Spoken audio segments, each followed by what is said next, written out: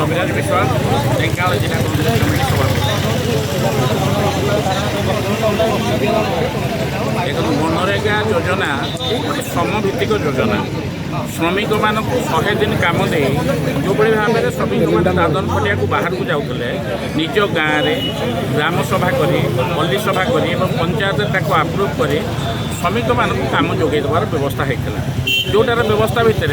100 दिन अन्य जदि श्रमिक गाँव में कम पाए ताहले बाहर को जावाक पड़ो ना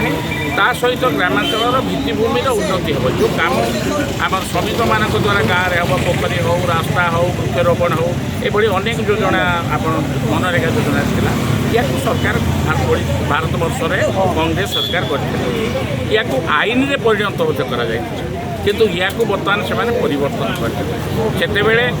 मनरेगा योजना रे केंद्र सरकार 90 भाग अर्थ व्यवस्था करथिला एवं राज्य सरकार 10 भाग व्यवस्था करथिला जोटा कि राज्य ପାଇଁ विशेष पड़ुनथला सेति ପାଇଁ सब पंचायत रे मनरेगा कार्य सुरखुर मनरेगा कार्य सुरखुर चलुला किंतु एबे ताकु से आईन जोटा थिला मनरेगा आईन थिला आईन को परिवर्तन कर योजना करछंती।